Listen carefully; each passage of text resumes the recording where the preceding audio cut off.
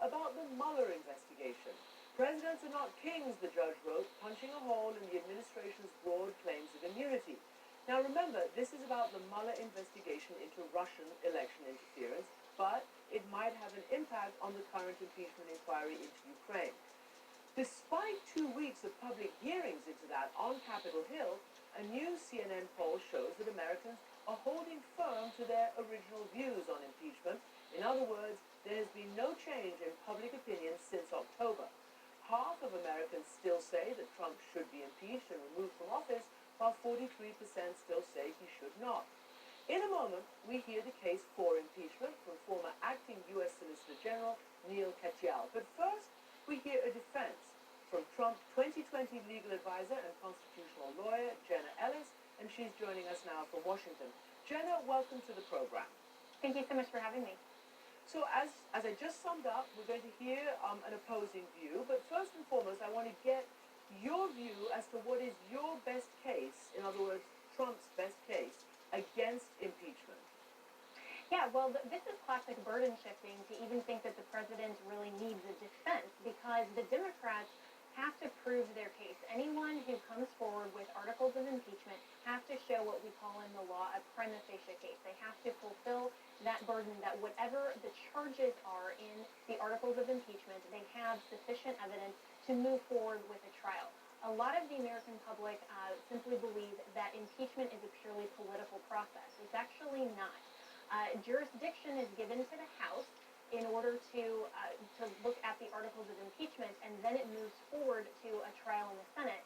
But that's only a jurisdictional question. It still has to work in tandem and not inconsistent with Article 2, Section 4, which lays out either treason, bribery, or other high crimes and misdemeanors. And so the conduct that the House impeachment inquiry was looking into with President Trump, we heard from a lot of witnesses who really didn't witness anything.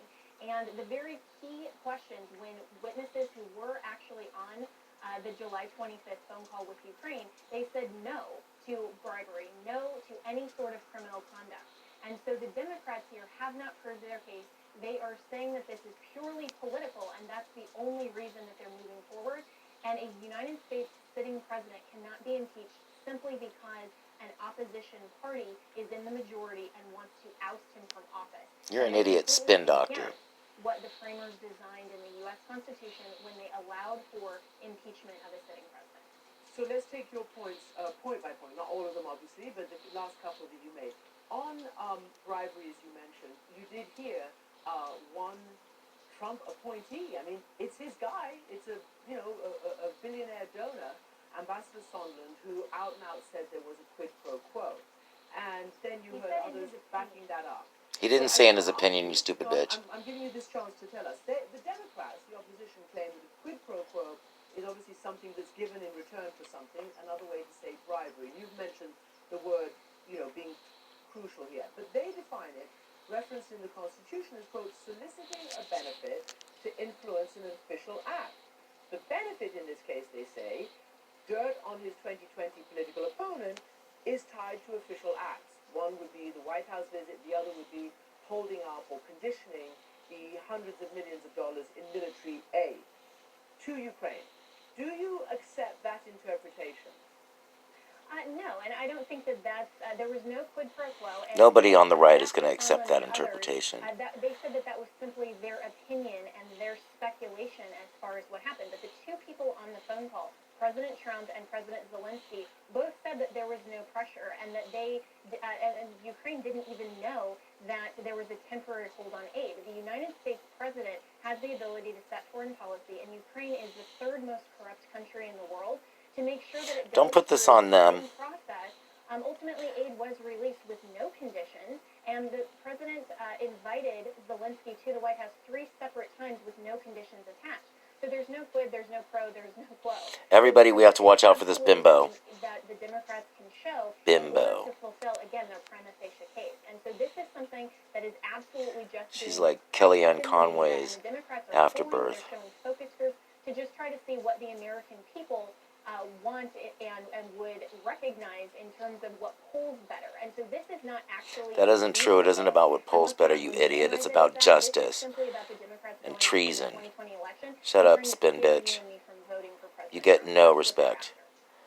Jenna, obviously it's not strictly a legal case. It's a political case. That is exactly what impeachment is about. It goes through the Congress. But in this case, it's very partisan, as we know. And you know that you say there was no quid, no pro, no whatever, or quo. However, the president's own words, were a favor. Could you do us a favor? And there were more than two people on the call, many of them who testified in front of Congress that they strongly believed that there was a quid pro quo. But I guess I'm trying to ask you also about how you're going to lay out this defense, or how his side will lay out your defense on this other issue that you mentioned that's the heart of it, which is high crimes and misdemeanors. So let me again quote, one of the president's key allies. The business of high crimes and misdemeanors, this is Mike Pence. He was a congressman in 2008. The business of high crimes and misdemeanors goes to the question of whether or not the person serving as president of the United States put their own interest ahead of public service. Now, others, and including Which my he guest did. following you, believes that in saying, I would like you to do us a favor, though, he did put his own interest, i.e. hurting his political rival, above the public interest. Does not the Pence rule, as we just read out, apply in this case to the president? I mean, Pence is his vice president. Well, first I Let want me to spin clarify that for this is you, not just Christiane. a political process. We don't have impeachment simply so that the opposition majority party in the House can oust a sitting president to manipulate the Constitution into whatever definition. That's not what they're doing, vice stupid president Jenna Ellis. prefer. This is not Go a back simply to your a clan political process. closet. And we see that in the Aren't I cute and pretty for all the public to look at and lie to? If this were something that the president had actually done, He did do it. if he had done He something did it. that was an impeachable offense, It is an impeachable offense. But asking an ally Asking an ally. into the Asking an ally. former sitting vice president, You stupid that goes bitch. directly to the We are heart on of to something you. that the United All States of we the should be people concerned with. are on They to should your be bullshit. concerned about You're a the bad spin impeachment bitch. Go of away. Joe Biden. And Be that gone was before somebody absolutely drops a White House on legitimate. you. And again, there was nothing that was attached to it. There was no discussion on the phone call of President. Yeah, because Rudy Giuliani's got all that information. There was no discussion about the aid. President Zelensky, who he was one of the two. We ain't buying your bullshit, Jenna. Sorry, hon. I mentioned there were only We ain't buying your bullshit, Jenna. To the conversation. They are the two that matter, President Trump and President Zelensky. When Go sew your hood. Zelensky is saying he didn't even know that foreign aid was being held. Oh, he didn't. You're so full of shit. You sound like every other right-wing asshole. Corrupt exchange for something else. Your face is a corrupt exchange of ugly. To look into corruption, and we also, the United States president, can set foreign policy in determining whether or not the aid is given. Those are two completely separate contemplations that the sitting U.S. president can. Your face is two completely separate confrontations of spin doctor bullshit, Jenna. Look, it has to be clear that there is absolutely zero evidence anywhere, anytime, that Vice President Biden had any queries about corruption. I'll leave it at this. Jenna Ellis is full of shit, just as much as her Führer. And we're going to wait for the counterpoint on this. No, that's only because shutting down all of the GOP requests is to isolate that and manipulate it into his preferred narrative. I mean, You're wrong, bitch. when he read Sorry, I'm just very disrespectful to this Jenna Ellis cunt. Yeah, I said it. Can't understand normal thinking. That bleach went right to her brainwashed head. Then the American people Shut up. No, it's the White House who's stonewalling, and also the State Department and other institutions on terms of handing over all sorts of documents, not to mention witnesses. Nixon went through this, and he resigned because he was being impeached. Same thing's going to happen to Trump. So you might as well retire now, Jenna. Said should happen today. Well, Don McGahn and that whole testimony is completely separate to the impeachment inquiry, and we have to understand that privilege and attorney-client privilege and certainly White House counsel privilege and executive privilege are all hallmarks of the American system. They are not above the law, though. In place to make sure that the president or any client. Let me put a spin on this for you, Christine. Oh, sorry. This is an important. Before I move on, and I have to move on, I need to play you this back and forth that Get her, Christiane. has gone through. As you know, to Chris Wallace at Fox News, he categorically basically said that it was Ukraine interfering and not Russia, as all America's intelligence agencies have discovered that it was Russia in the 2016 election. Jenna, your career's over Now, before it a few began. days later, he has retracted that. Let's just play his retraction. Chris is right. I was wrong. The only evidence I have, and I think it's overwhelming, is that it was Russia who tried to hack the DNC computer. I've seen no indication that Ukraine tried to do it. Jenna, does that change? I mean, does that sort of pull the rug under some of your feet? Because I you've know. basically saying the defense on the Republican side has been that it was Ukraine who did it, and that's why the president was justified in doing what the Republicans. Let me put a spin on that for you, Christiane. You see, let me just shove my tits in your face a little bit further and get all the white men to vote for him. Jenna, I'm giving you an opportunity to say that your Republicans on the intelligence committee have used that. Not if you're gonna lie, bitch. I'm really saying, as a defense of the president, does that change that particular plank? As a defense of the president, my consistent defense and the White House's And your consistent lies. that President Trump did absolutely nothing wrong. Of course you think that. You're paid to say that, gangsters mall. Who President Trump hadn't interacted with before. We don't know his... Your outer beauty makes your inner ugliness shine. How about that, Jenna? ...from being dispersed was purely, squarely within a reasonable action. Fuck you. Opposing view, we turn to the renowned legal expert Neil Katyal, former acting U.S. Solicitor General. And he has argued in the Supreme Court nearly 40 times. And he's just written a new book. And what is it called? Impeach, the case against Donald Trump. Joining Go ahead. Neil Katyal, you just heard what is likely to be the president's defense. That neither bribery has been proved, neither high crimes nor misdemeanors, and this call was a perfect call according to the president and his defenders. What would your comeback to that be, based on facts? So heavens me, if that's what we just heard is the defense of President Trump, I think he's in serious trouble. And I wrote this book to explain why, because it's a simple, this 150-page book, which explains what Trump did and why it is so bad. And it begins with the notion of what's impeachment about. It's about when the president puts his personal interests above those of the American people, that Pence standard that you referred to. And then you ask... That was important, was it, the Pence thing? He could say, oh, that was in 2008, and I don't believe that anymore. Exactly. And then you ask yourself, and I think Jenna should ask herself this question, if President Obama did all of this, would you be saying all this legal gobbledygook about burden shifting and this and that? Heck no. There's no way the American people would stand for it if it were president of the other party. So I think everyone's got to just ask, this is about the rule of law, and we're going to have different presidents. And if we say, this is okay, I need a favor, though, in holding up aid and asking a foreign government to get dirt on your political rival, that's cheating in an election. That's quintessentially what impeachment's about. And, you know, she says, oh, there are no first-hand witnesses to it. Well, first of all, President Trump's own guys, like Ambassador Sondland, did say this is what happened. But to the extent there aren't those first-hand witnesses, it's because of a simple reason. The president has issued an unprecedented gag order barring every executive branch employee from going and testifying or giving documents or emails or anything. He looks like he has something to hide. In that case, do you believe, there are a couple of questions that you brought up and that Jenna brought up. Number one, she believes this is a legal process and not entirely a political process. What do you think? 100% right. And, you know, the one thing I agree with her is she said you can't impeach a president simply because the opposition party wants to oust him. Precisely. I would be the first person to say absolutely not. Our founders would be as well.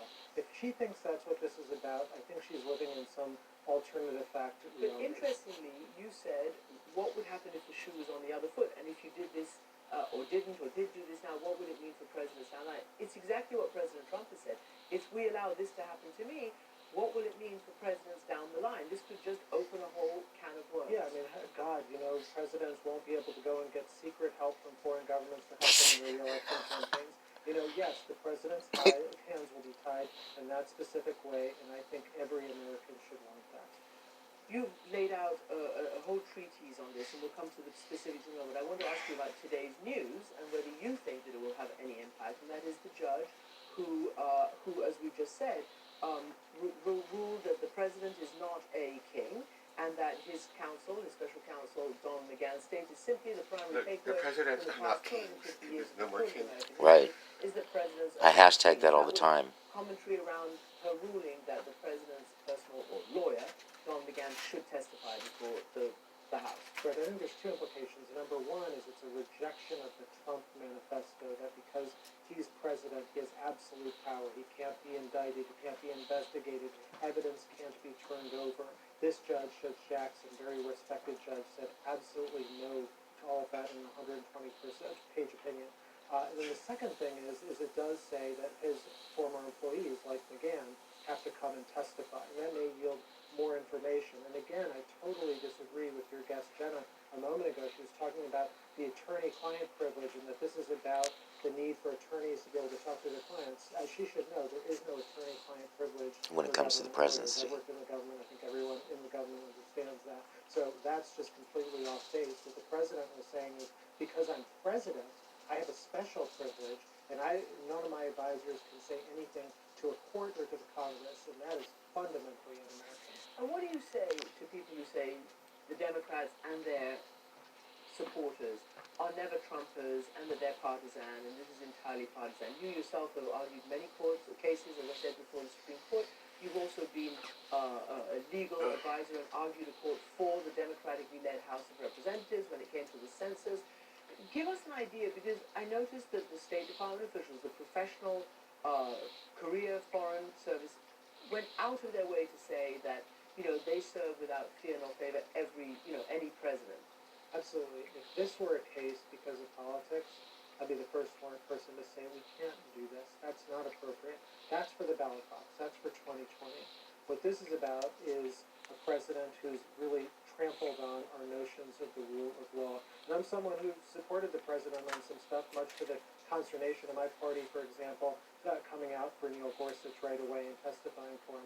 I'm not someone who just That thinks was the president's first appointee to the Supreme Court. I'm not someone who reflexively thinks, oh, Democrats are right and Republicans are wrong every time. But this is one, we can't think of this politically because we're going to have future presidents, and the yardstick we use here, the rules we lay down here, will set the course of conduct for future presidents. But the thing is, the rules have been laid down. This is the fourth time this kind of process is going on. Andrew Johnson, we had, Nixon, Clinton, and now Trump.